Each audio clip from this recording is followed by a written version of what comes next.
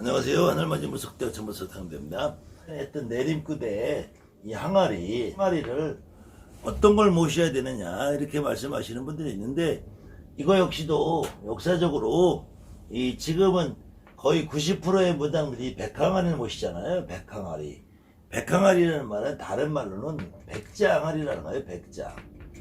이 백자항아리. 지금은 이제 이 도자기 공장들이 많이 늘어나니까 이 백자항아리라는 것이 많이 흔해졌단 말이에요.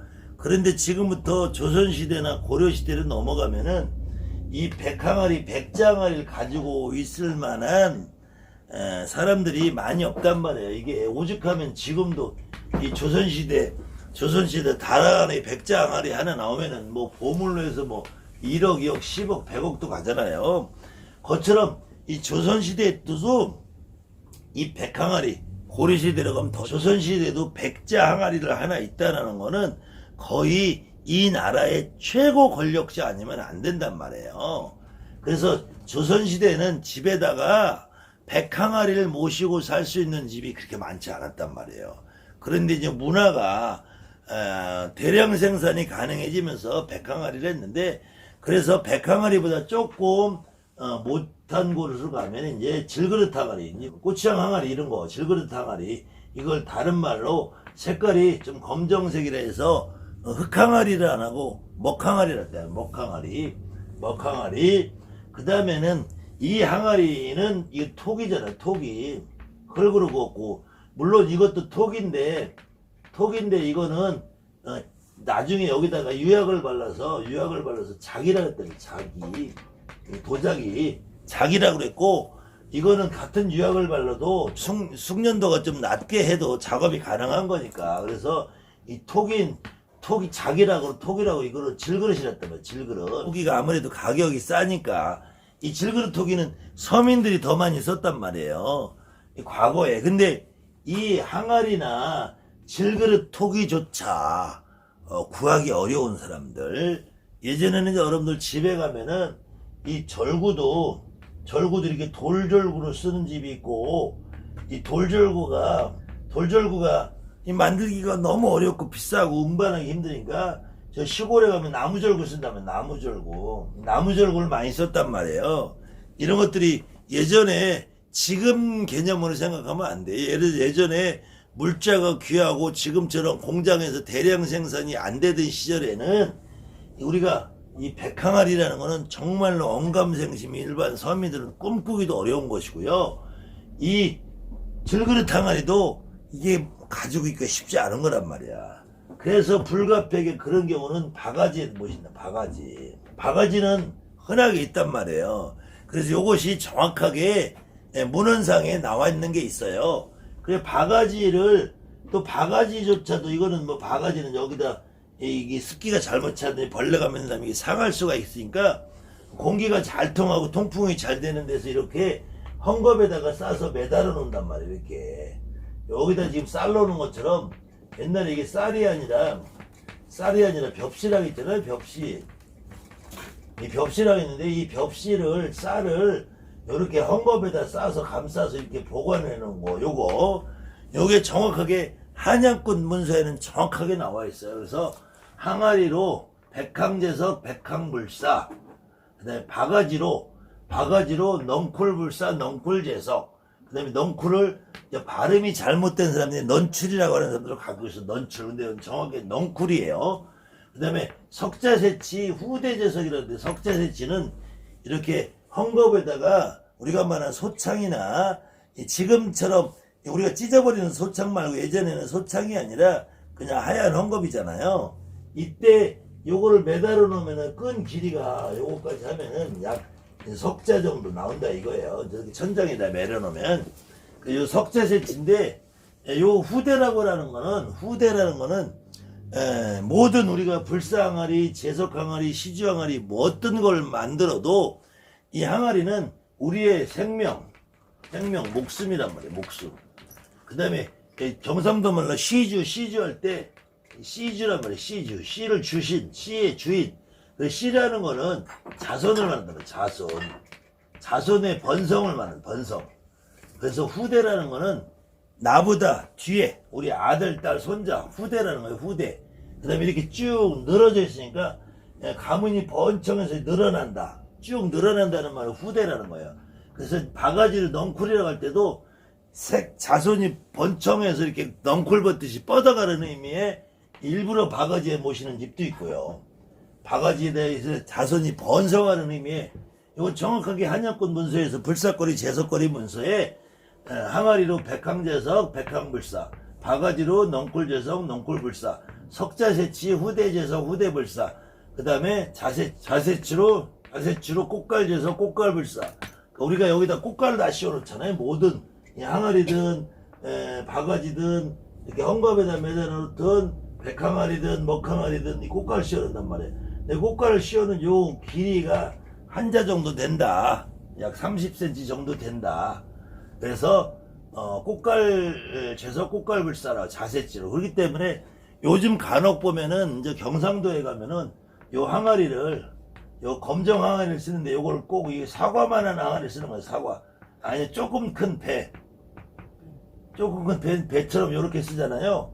근데 요거는 여기다 꽃갈 씌워도 자세치가 안 되고 자라는 건 한자라는 거는 30cm 정도를 해서 한자라고 하거든요. 보통. 그러니까 우리가 꽃갈을 씌워 놓으면은 통상 여기가 한 30cm 되든지 여기가 30cm 되든지 한 30cm 되는데 경상도에서는 요게 씌워 놓으면은 요거 한 10cm나 15cm 밖에 안 된단 말이에요. 그럼 자세치가 안 나오고 반자 정도 나온다는 반자. 그러니까 지금 경상도 분들이 이렇게 검정항을 이렇게 사과만 하고 이렇게 호박보다 적은 단호박만 하게 이렇게 하는 거는 요런 행위나 형태가 잘못됐다는 게 아니고 옛날부터 내려온 전통에 맞지 않는 거라서 그러는지 요걸 모셔준 분들은 요렇게 모셔주고 이렇게 그냥 저기 꼭 진짜 여기 콩알만하게 모셔놓은 요 분들은 제가 들어본 바 제가 겪어본 바는 요런 분들은 거의 90% 이상이 다 내모시더라고. 그래서 이 항아리의 크기가 잘못됐다는 건 아닌데 생각해보세요. 여러분들 만약에 여기에 여러분들의 생명과 목숨을 하시는 분이 오셨는데 이러고 있으면 그 양반들도 쪽팔릴 거 아니야. 답답하고. 물론 문화가 이렇게 백항아리를 모시는 지금 문화로 바뀌어서 이 하얀 도자기 항아리 옛날에 이걸 보고 다랑아리라고 해요. 다랑아리라고 그래요. 백자 도자기 하나게 둥글게 생겼으면 다랑아리인데 다랑아리가 요만하게 사과만 하면 다랑아리라고 하겠냐고 이거를. 그래도 보름달 좀 큼지막 해야지.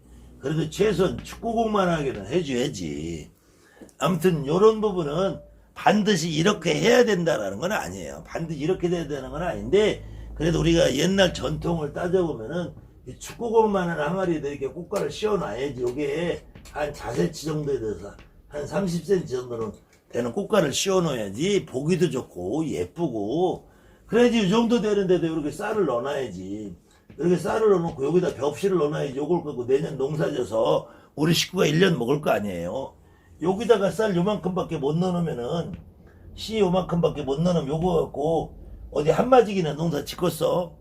요거 갖고 해 요거 용 농사 져가지고 이게 돈 벌어서 밥 먹고 살겠냐고. 그러니까 요렇게 혹시 경상도에서 대감 모셔주는 집들은 한번 좀 생각해 보시는 거예요. 그러니까 이게 모셔주면 다 90% 내모셔.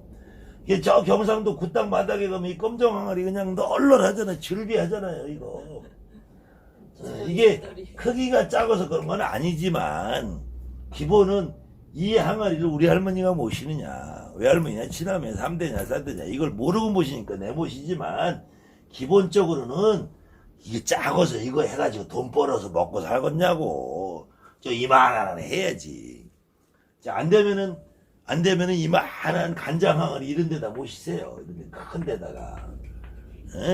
그건 좋잖아. 그러면 이만 쌀이 이렇게 가득하면은 이거 한번 가르려면 옆집 아저씨도 부르고 조카도 부르고 해가지고 들었다 내렸다 해야 되니까 좀 부지런한 사람은 한 달에 한 번도 갈고.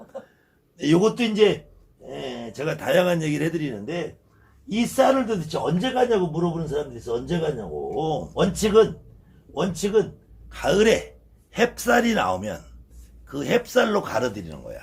그리고 이게 원래 쌀을 보관하는 게 아니라, 원래 쌀을 보관하는 것이 아니라 벽실을 보관하는 거 있잖아요.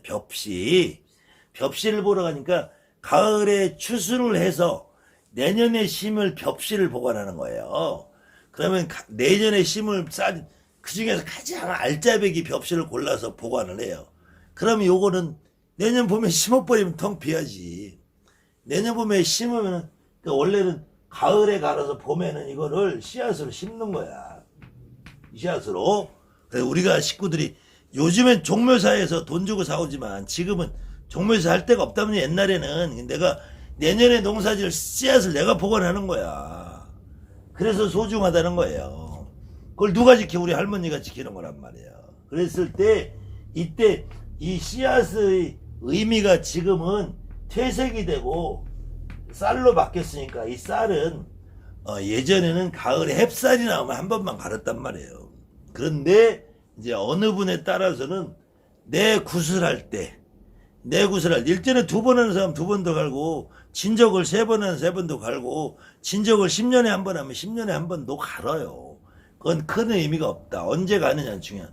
또 어떤 경우는 추하름마다 가는 사람도 있고 또 어떤 경우는 제갓집 굿이 들면은 그 제갓집한테 받은 쌀로 가시는 분들이 있어요. 의미도 좋잖아요. 근데 그렇게 하려면 너무 번거로우니까 간혹 우리도 사람이잖아요. 어떤 나한테 제갓집이 요것도 많이 갖다 주고 잘하는 제갓집은 그 쌀 받아서 한번 가로도 주고 그렇지 않고 들락날락 오며 가며 한번 굿하고 떠나가면 오지 않은 아예 쟤는 오이부 굿하고 나면 별로 오래 아니야 이런 경우는 안 가로줘도 되고 그거는 여러분들이 어떻게 습관을 들이고 내가 어떻게 마음을 먹고 내가 1년에 한 번씩 갈다가도 또 갈고 싶을 때 한 달에 한 번 갈아도 돼요. 또 한 달에 한 번씩 갈다가도 아유 이번 달에 귀찮아 내 다음 달에 갈을 그래서 그것이 내가 1년에 한 번씩 갈아도 여러분들이 충분히 우리 여기 모셔놓은 양반들이 승인하고 용인하고 괜찮으면은 1년에 한 번 가는 거고 나는 한 번에 한씩 갈던 습관이 있으니까 안 갈면 찝찝해 하는 사람들은 한 번에 한 번씩 갈고 또 나는 가을에 햅쌀 나올 때만 가라 이런 분들은 그때 갈면 되고 아 작년까지는 내가 한 달에 한 번 가랬는데 올해부터는 이제 1년에 한 번 가를래 또 작년까지는 내가 햅쌀 나면 가랬는데 이번에는 그냥 봄 가을로 한 번씩 가를래 아유 지난달에는 내가 공연이 올해는 갈고 싶어 그럼 초하루 아니라 돼요. 어제 갈았고 내일 또 갈아도 돼. 금음날 갈아도 돼. 그거는 상관없다. 여러분들이 마음에 쓰이고 갈고 싶을 때 갈면은 가장 좋다. 근데 다만 가끔 한 번씩 이걸 확인을 해보는 게 여기 쌀이 제 경험으로는 제가 장마 가지고 그때 제가 지하에서 있었는데 물이 발목까지 찼어요. 물이 넘쳐서. 물이 이거 빼는데 한 일주일 걸렸거든. 그런데도 이 쌀에 이 벌레 하나 안 나고 곰팡이 하나 안 났어요. 근데 어느 해는 열어보니까 뭐 그렇게 장마지도 않은데 여기가 이 조금 쌀이 눅눅했더라고. 그래서 제가 경험해보니까 이런 해에는 제가 많이 힘든 해예요. 물론 그래서 무당은 요 쌀의 모양 형태도 좀 한 번씩 봐야 돼. 그래서 특히 내가 손님이 없고 일이 없고 집안에 우환이 끊긴다. 우리가 무당이지만 우리도 사람이란 말이에요. 그때 내 개인의 운명도 있고 우리 신령님들의 움직임에 따라서 그럴 때 요 쌀이 어떻게 된다. 그럴 때는 한번 요것도 한번 확인해 보시는 게 좋아요. 내가 집안에 우환이 있고 손님이 없고 일이 없고 너무 살기가 빡빡하고 힘들 때 요 쌀이 정상으로 있느냐 비정상으로 있느냐 모양이 벌레가 많이 난다든지 많이 뭉쳐서 떡해졌다든지 심한 경우는 이게 곰팡이가 나서 매주처럼 떠 있는 경우도 있어요. 제가 그런 무당도 봤어요. 근데 그 무당은 결국 돌아가시더라고요. 몸을 많이 아프다가. 그래서 이 쌀의 형태를 한번 봐야 돼요. 이거는 우리가 생명을 바탕하기 때문에. 그래서 만약에 벌레가 심하다든지 뭉쳤다든지 하면 쌀을 갈아드리고 그때는 여러분들이 우리가 불살할머니, 재석할머니, 대성할머니, 칠성할머니라는 여러분들한테 와 있는 우리가 주신격이 되시는 분이 문제가 생긴 거야. 그렇지 않고 쌀은 괜찮아. 쌀은 괜찮다든지 보니까 쌀에는 아무 이상이 없어. 그러면은 누군가 새로 오신 분이 오시는 거야. 쌀에 문제가 생겼으면은 지금 여러분들이 평소에 처음에 받아보신 우리가 주장 대신 할머니, 뭐 불사 대신 할머니, 불사 할머니 대신하면 시성 이런 분들이 지금 어떤 문제가 생긴 거고 그렇지 않고 이건 확인해 보니까 이상이 없다. 그런 경우에는 외부에서 지금 새로 어떤 신령님들이 오시는 거야. 그때는 나한테 어떤 분이 새로 오셨나를 찾는 것이 합리적이라는 거예요. 아무튼 다양한 부분에 있어서 제가 해드릴 말씀이 너무 많은데 매번 이렇게 지난 강의하고 중복되는 내용이 있을 것이고 지난 강의를 잘 못 보신 분들은 또 새로운 분들이 있을 것이고 지난 강의 못 보신 분들은 이런 내용을 들으시면서 지난 강의를 불사님, 불사재성님, 항아리 이런 부분들을 다시 재성님 이런 분들 강의를 찾아보시면은 훨씬 도움이 될 거예요. 제가 찾는 대로 캡처본을 넣어드릴 테니까 캡처본을 확인하시고 제가 뒤에 맨 마지막에 이제 추천동 영상 넣는 거에 제 의지로 못 넣더라고. 다 골라서 넣을 수가 없더라고. 그래서 아무튼 제가 그 방법을 잘 몰라서 그러는데 안 그러면 제가 캡처본을 해놓으면 영상을 여러분들이 쭉 뒤져보면 나오니까 비교해서 보세요. 그러시면 여러분들이 내가 최소한 무당이라는 직업을 가지고 살면서 항아리를 모시고 평생 살면서 정화를 왜 모시고 있나, 그 다음에 항아리의 느낌과 내 실력의 느낌이 어떤가 이런 거 정도를 알고 사셔야 되지 않을까. 제가 이런 내용의 강의를 앞으로 지속적으로 계속 해드릴 겁니다. 감사합니다. 하늘만이 물속대 성보사 정대입니다.